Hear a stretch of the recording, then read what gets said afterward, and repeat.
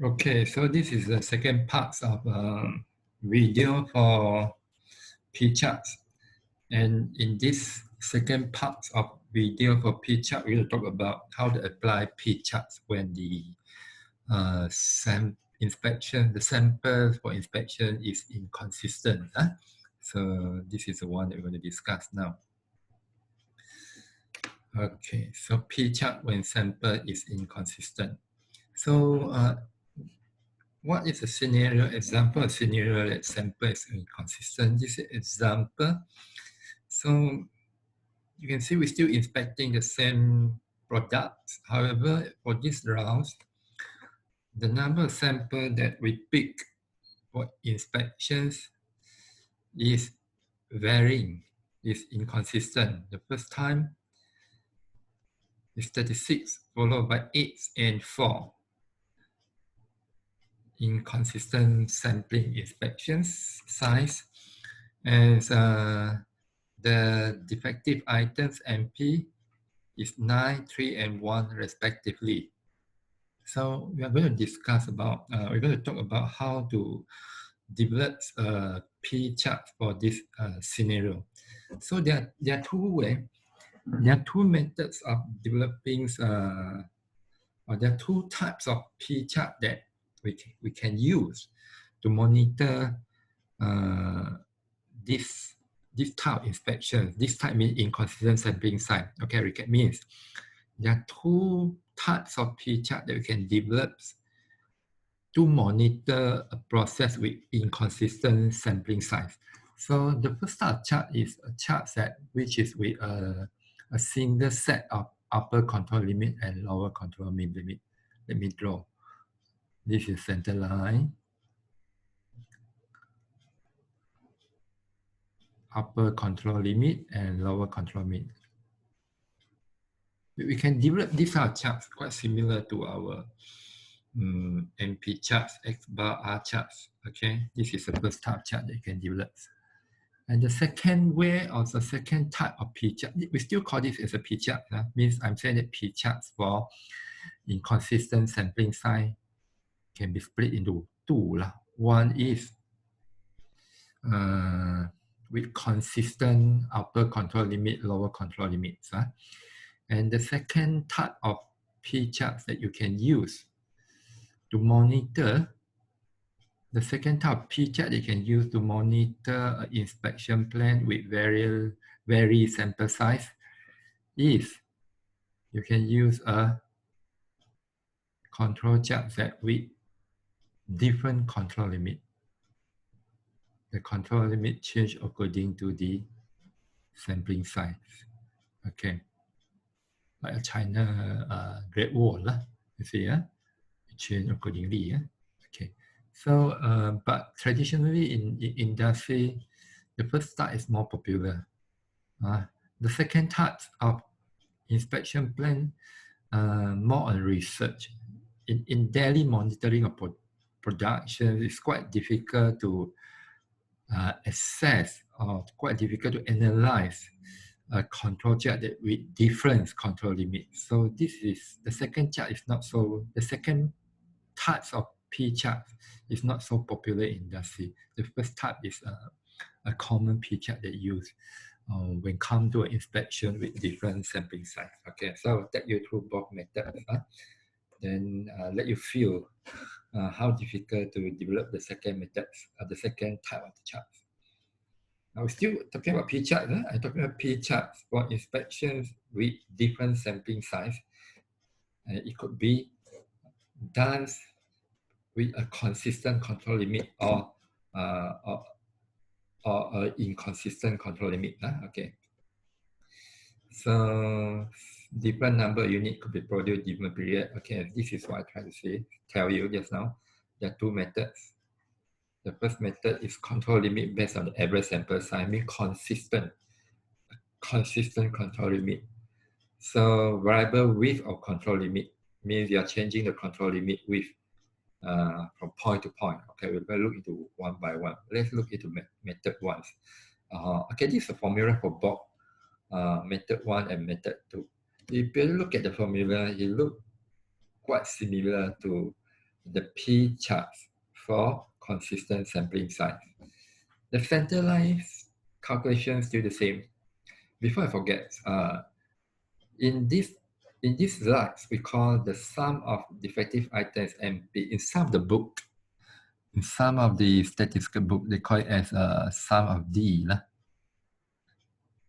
Sum of D and sum of MP. MP is the number of defective items. D is also representing number of defective items. This is a problem in SPC, in statistical. Authors are using different alphabets representing the term that we use. Okay, so back to here. The formula look quite similar to the formula that we discussed in the first video. The formula that we discussed in the first video is a formula for P charts for consistent sampling inspection. So as comparing method 1, the formula here, P bar still is the same as the formula that we use in P chart with consistent sample size to develop the center line. This is center line, P bar is the center line. Okay, if you remember, in this also look alike except here. All right. When you're applying P chart at consistent sampling size, you're using N instead of M bar. Why? Is because when consistent sampling size, N is consistent. In the previous example, N is 300, right? Correct. So it's consistent. But now, because the sample size is vary from subgroup to from one subgroup to another subgroup, therefore, we can't use N, but we're going to use N bar. Okay, average N bar. So beside N bar, the rest look alike as the formula that we use in video 1, which is to develop P chart for consistent sampling size. How about method 2? The difference between method 1 and method 2, as I mentioned earlier, method 1 is you're going to have a fixed or consistent upper control limit and lower control limit.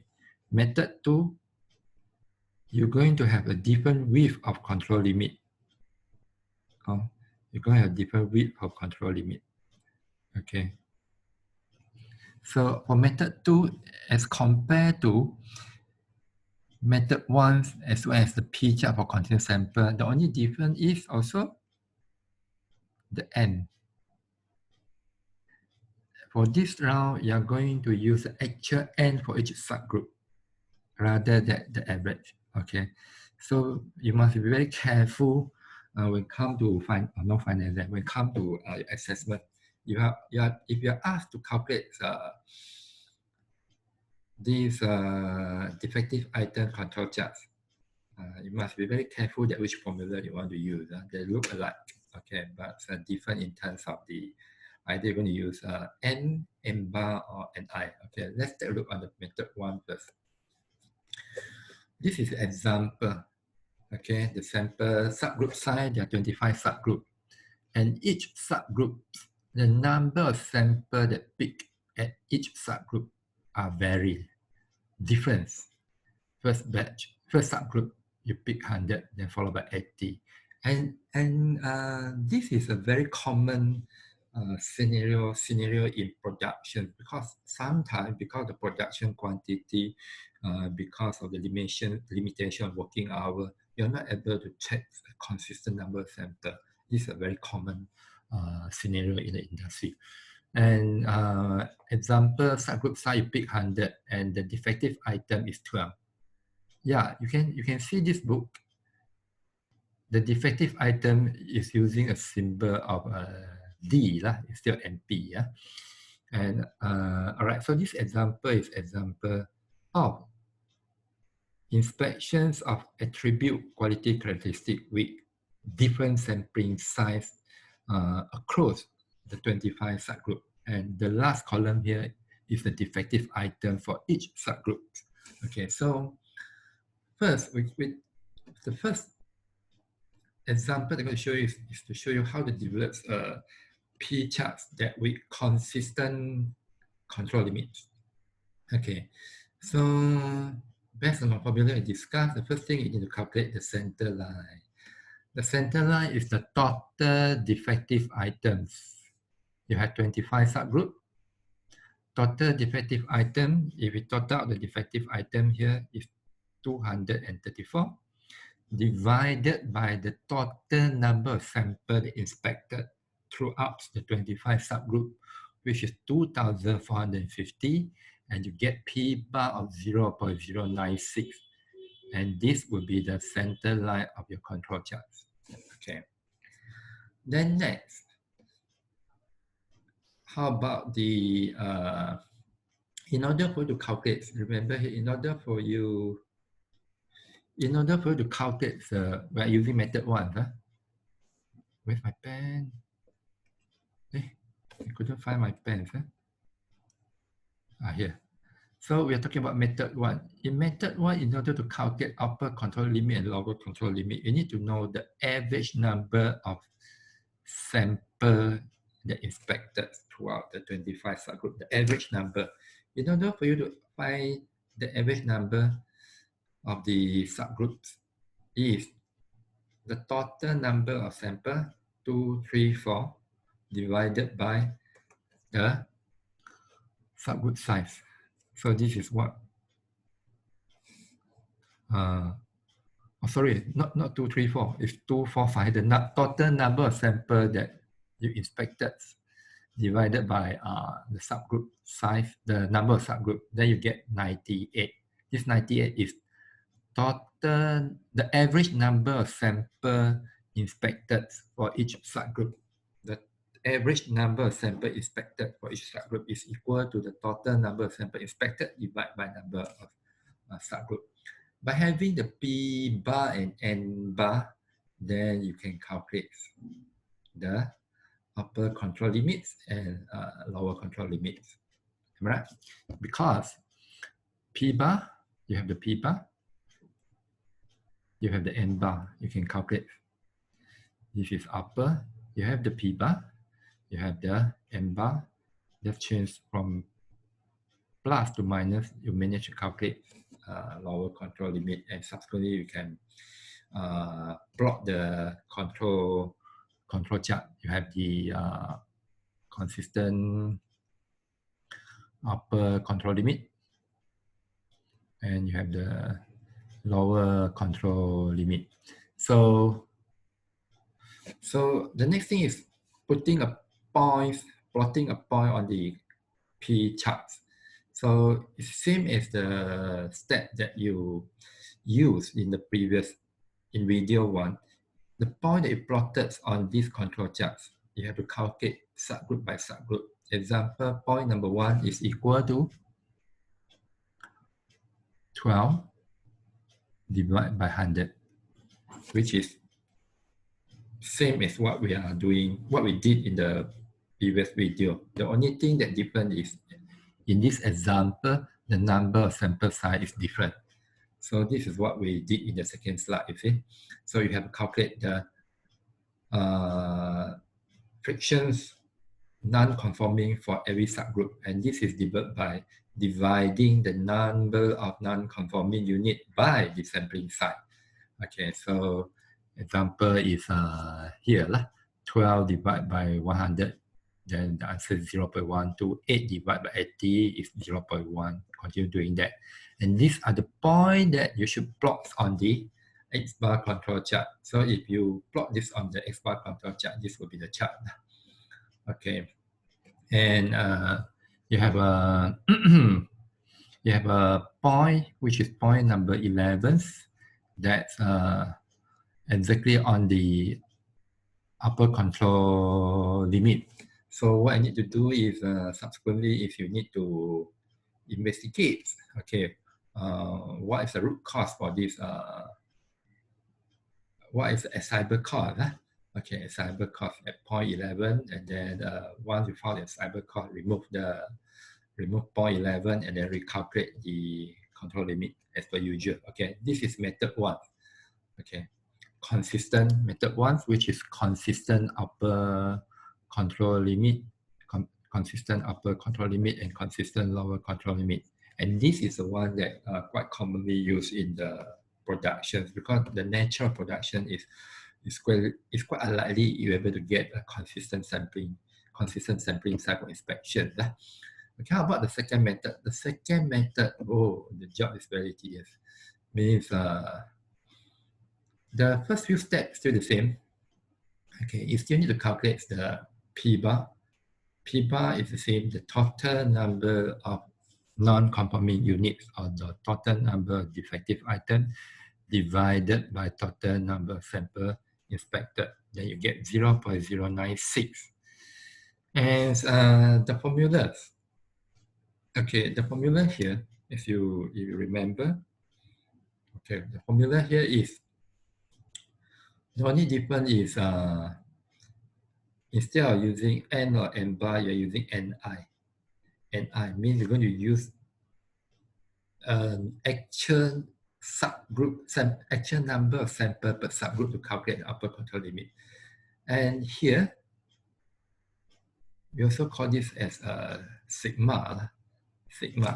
So therefore, in the example, you see 3 sigma for P. This 3 sigma for P, the sigma is referring to here. Okay, why we make this so complicated? Because you want to make a table for you to calculate the control limit. So the table will appear like this, you see. You have the subgroup size, you have the subgroup number, you have the sample size for each subgroup. Then you have the non-conforming units for each subgroup. Then you can calculate the sampler P, the P for each subgroup size, or the fraction non-conforming for each subgroup size we discussed earlier, which is equal to the number of non-conforming divided by the sample size. 12 divided by 100, you get this. 8 divided by 80, you get 0.1. Okay, so this one done. How about this? This is, we want to calculate the sigma. Why we want to split this to become a sigma is because make our calculation easy. So I put another column here called sigma. Sigma is equal to P bar. 0.096 is P bar here. You see? The formula is P bar multiplied by 1 minus P bar divided by Ni. So P bar is 0.096 and 1 minus P bar is equal to 0.904. Therefore, you have this. Sigma for each subgroup can be derived by replacing n into this formula. The first example, if I put hundreds into this formula, replacing ni with 100, then you will get 0.029. The second, you replace 80 to this formula, you will get 0.033. The third is the same one because you have the same number of sample. 100 is the same as the first one, same number of sample. You have to calculate each one of these in order to work out the sigma. Then with sigma, you can start calculate upper control limit and lower control limit, because by knowing sigma, upper control limit is equal to P bar 0.096 plus 3 multiplied by sigma. And lower control limit is equal to P bar, which is 0.096 minus 3 multiply or 3 times sigma. And you can calculate lower control limit and upper control limit for each subgroup. And once you have this calculation, then you start plot the upper control limit and lower control limit. You're plotting this. You're plotting, you're plotting the lower control limits. You will be plotting upper control limit, lower control limit, as well as P into the P charts. And you'll get something like this, which is something we call that P chart for varying sample size. You have different width of control limits. Okay, and the problem of this is number one, in terms of calculation is quite complicated. You want to calculate manually. You can calculate by using Minitabs or other SPC software. But the main thing that not many people using this is because the control limit is varying from point to point, from subgroup to subgroup. It's quite difficult for you to judge whether should you reject the particular subgroup. Example, subgroup number 11. If I purely referring to the control limit of the particular subgroup, I should reject. However, there are other subgroup that in fact the control limit is wider. So therefore, this is not a very popular method used. Right. So by saying so, we done chapter P charts. P chart is more complicated than P chart. Right? And as per usual, get your tutorial done and upload to e-learning. Okay, that's it for P chart. Then looking forward to see you again in next video on C charts, and I think on C charts. All right, okay, bye.